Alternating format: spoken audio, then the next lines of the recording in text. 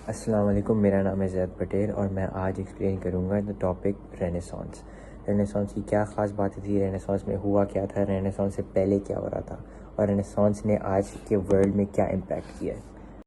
Renaissance एक French लफ्ज़ है जिसका मतलब rebirth. Renaissance period between the 1300 to 1600 तक चला था और उसमें बहुत सारी इनोवेशंस थी, बहुत सारी चेंजेस थी, changes in literature, changes in art, changes in innovations और नॉलेज एज वेल। और वो ऐसी नॉलेजें थी और ऐसी इनोवेशन जो भी थी वो आज वो इन्फॉर्मेशन और वो जो नॉलेज जो उन्होंने किया था वो उसकी वजह से हमारा जो मॉडर्न वर्ल्ड है आज उसकी वजह से बना है।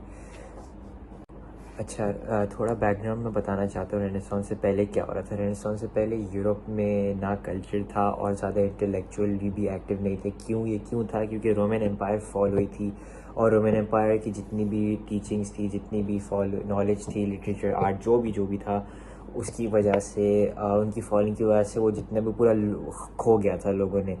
जैसे रोमन एम्पायर फॉल हुई तो वो जो भी उनकी जो टीचिंग्स थी, उनकी जो भी आर्ट थी, वो सारी उसके साथ रोमन एम्पायर के साथ ही चली गई थी। और उस ज़माने में ब्लैक प्लेग भी आया हुआ था बिटवीन 1340s 1350s, तो उसकी वजह से भी यूरोप ने बहुत सफ़र किया था। अच्छा, अब रेनेसांस शुरू किधर हुआ था? रेनेसांस शुरू हुआ था फ्लोरेंस, इटली में शुरू किया था। और ऐसे उन्होंने शुरू किया था कि जो कैथलिक चर्चेस थे और जो अमीर लोग थे ना इटली के, उन्होंने आर्टिस्ट को, जो काम करते हैं अच्छे आर्टिस्ट और जो भी लोग थे, उनको पे किया था कि ये लोग जाके इनोवेट करें। उन्होंने पैसे दिए थे ताकि वो इनोवेशन लेकर आएँ पूरे यूरोप में।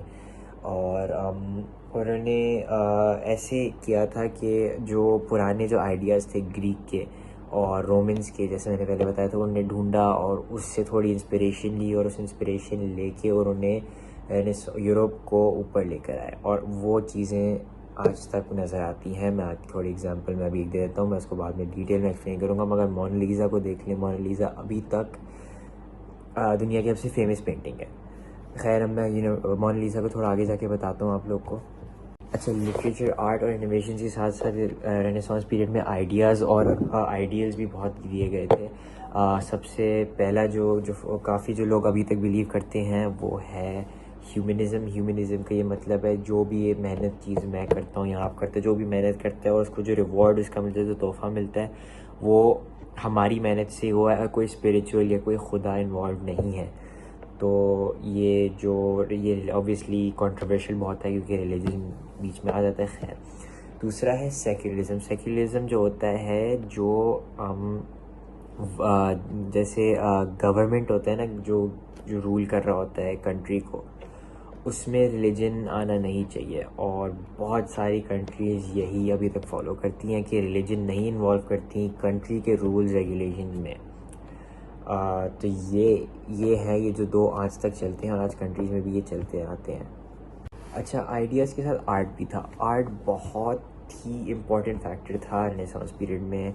आर्ट ने मिडीवल टाइम से, जो रेनेसांस से पहला पीरियड था और रेनेसांस में, इतना बहुत ही मेजर इम्पैक्ट आया था, बहुत ही फ़र्क आया था। आप अगर कोई मिडीवल की तस्वीर देखेंगे और आप कोई रेनेसांस की पीरियड देखेंगे, आपको पता चल जाएगा कि कौन सा किसका वक्त है, क्योंकि इतना चेंज आया था और बहुत ही अच्छा फ़र्क आया था। और पेंटिंग्स, जैसे पेंटर्स जो फेमस थे बहुत सारे, वो थे लियोनार्डो डी विंची और राफेल, डोनाटेलो, एल्बर्ट ड्यूरेक और माइकल एंजेलो। अच्छा, लियोनार्डो डी विंची एक बहुत ही फेमस पेंटर था रेनेसांस पीरियड में। और पेंटर नहीं था वो, सिर्फ वो इन्वेंटर भी था। उसने दुनिया की सबसे फेमस पेंटिंग बनाई है मोनालिसा, जैसे मैंने आपको पीछे बताया था। मोनालिसा इज़ नोन, वो इस दुनिया की सबसे खूबसूरत लड़की।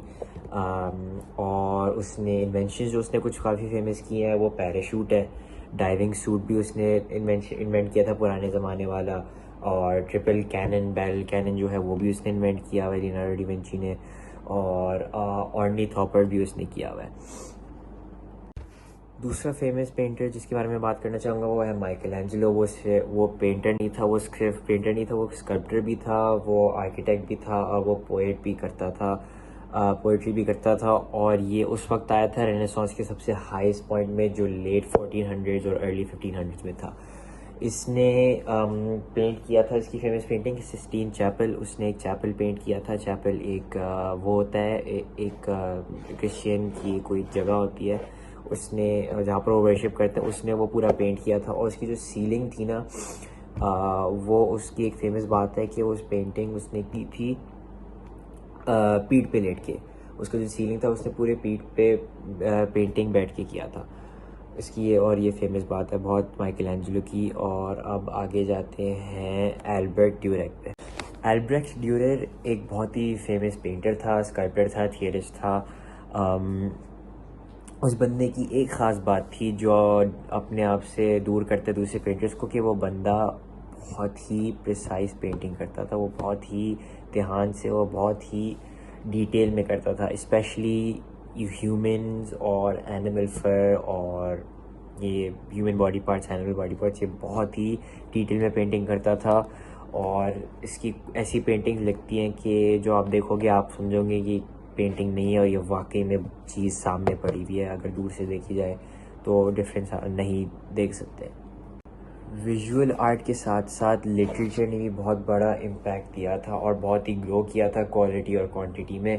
बहुत ही फेमस लोग रेनेसांस पीरियड में, निकोलो माकियावेली हो गया, विलियम शेक्सपियर हो गया, जो आई थिंक ऑलमोस्ट पूरी दुनिया जानती है उसको, वो है। और रेनेसांस पीरियड में थे। और इरास्मस भी था इस वक्त में, रेनेसांस पीरियड में, जो लिटरेचर जिसकी वजह से ग्रो हुआ है। ये 3 थे और भी ज़्यादा थे। अच्छा, इरास्मस थे एक फ़िलासफ़र, रिलीजियस स्कॉलर।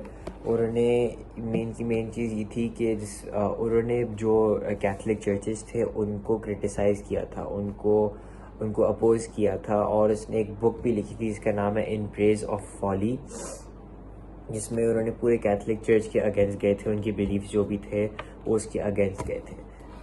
अच्छा, निकोलो मैकियावेली एक बहुत ही फेमस राइटर थे और पॉलिटिकली भी बहुत वो इन्वॉल्व थे। उन्होंने एक किताब लिखी थी, इसका नाम है द प्रिंस। और उनके कुछ कोट्स भी बहुत फेमस हैं जो आज तक लोग उसको इस्तेमाल करते हैं। उसका है जो कोट ये है, the end justifies it's mean.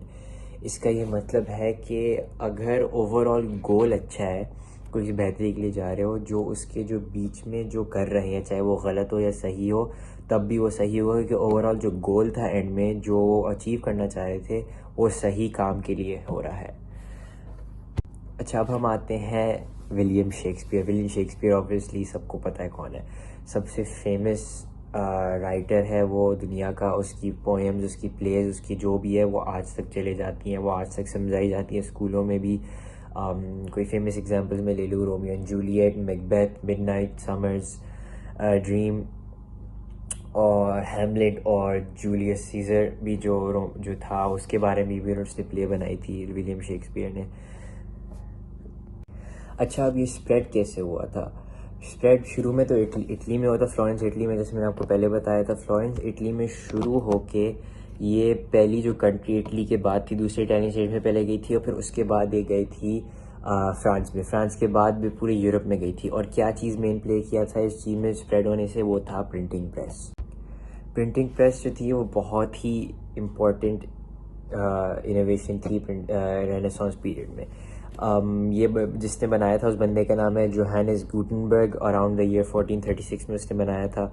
और ये इन्होंने बेसिकली पूरे यूरोप के थ्रू आउट स्प्रेड किए थे, नॉलेज स्प्रेड किया था। और ये जिसकी वजह से लिटरेसी बढ़ी थी, जिसकी वजह से इंफॉर्मेशन स्प्रेड हुआ था, और बहुत ही हेल्प आउट किया था प्रिंटिंग प्रेस ने